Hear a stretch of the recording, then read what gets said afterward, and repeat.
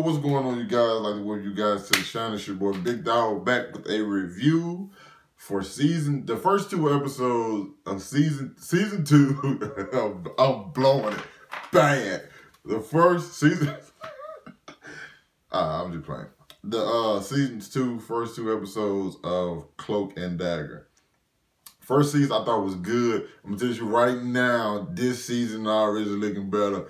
But the reason I say that is because the chemistry between Tandy and Tyrone seems to be super crisp right now.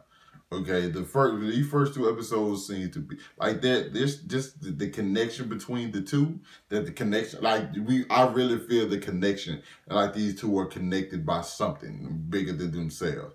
I really like first season. It was a spark, but now like it's a freaking lightning. You know what I'm saying? You can tell, and they're going back. And I like how it started off with like both of them are hiding things from each other. Both of them are like doing their own like little crime fighting, but they don't want the other person to know because they think the other person is in a position to where they either don't need that or it's like it'd be too much on the person, the other's plate.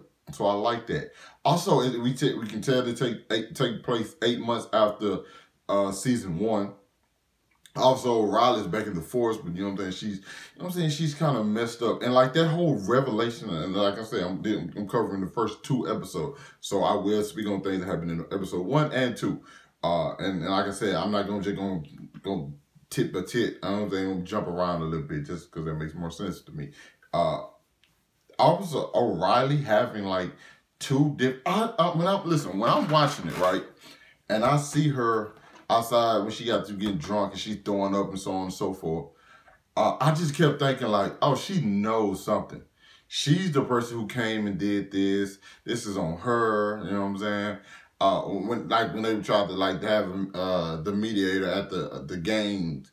You know what I'm saying, with the gangs. And I'm thinking like, oh, she did this. She knows she did this. She's hiding something from them. Then you see her when she was throwing up outside the club. You like, oh, that's like she has like split personalities. She's seeing things. I didn't think that was actually a second person.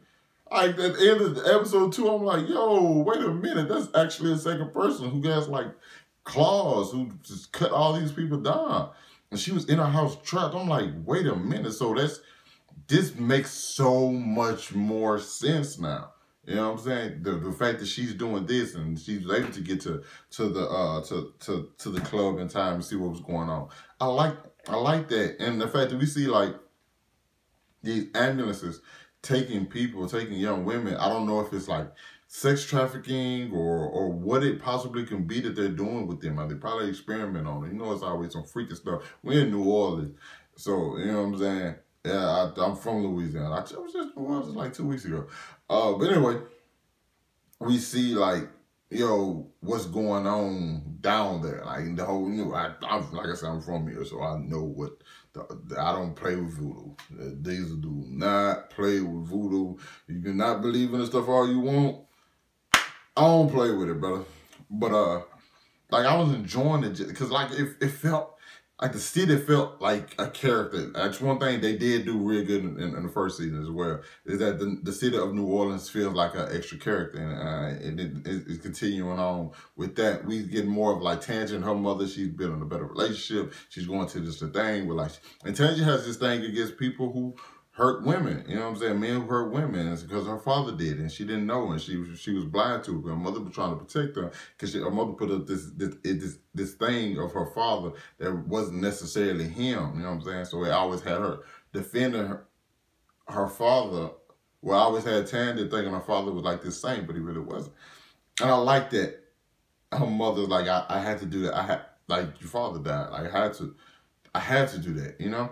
You know, I had to make you believe that he was something because most women, it says like it's a statistic that like girls who, when they find out that like, they come from an abusive household, they end up getting with somebody who's abusive as well. And like we have Tyrone, who he's just spying on the people who he care about. He said, and I liked the moment with him and Tanner was they were arguing with like the people. She's like, spying on me? Like, no, I told you I look out for people who I care about, and that does not exclude you. You are a central part of that.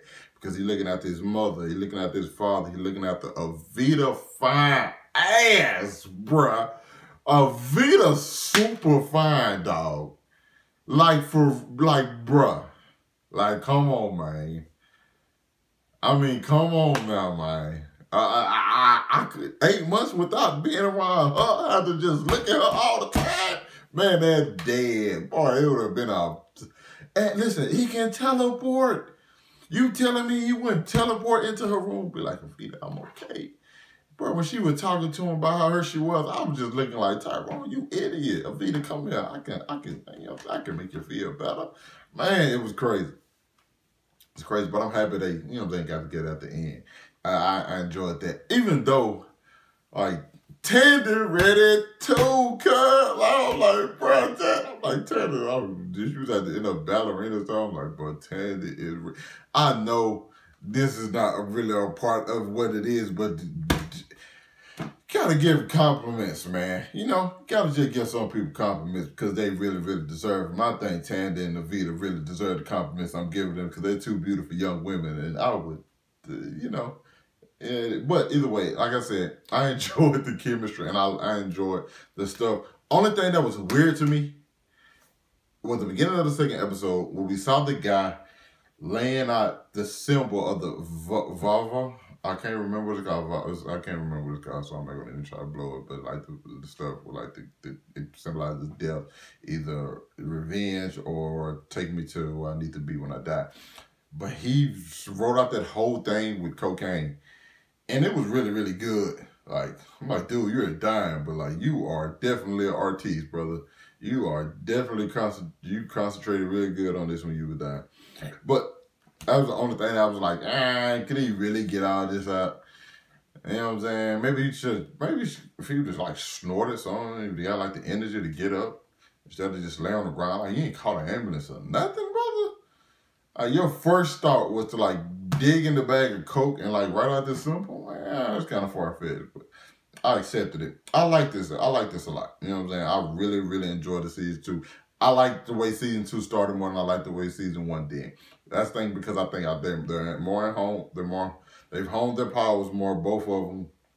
I like the relationship. Relationship between them is like spot on. I'm loving how it is, and both of them still have these storylines, but this time the storylines aren't so... Because last time the storylines were like not connected as much as I wanted them to be. This time they started off with they are definitely connected and they moving forward together, dealing with this crisis that's gonna happen, and with also Riley, which I don't know what's going on with that, but I like that they did it because it caught me off guard. But you guys let me know what you thought about the first 2 episodes of Cloak and Dagger. I really enjoyed them. Let me know what you thought. Hit that like button, subscribe to my channel. I'll catch you with you guys later. Peace.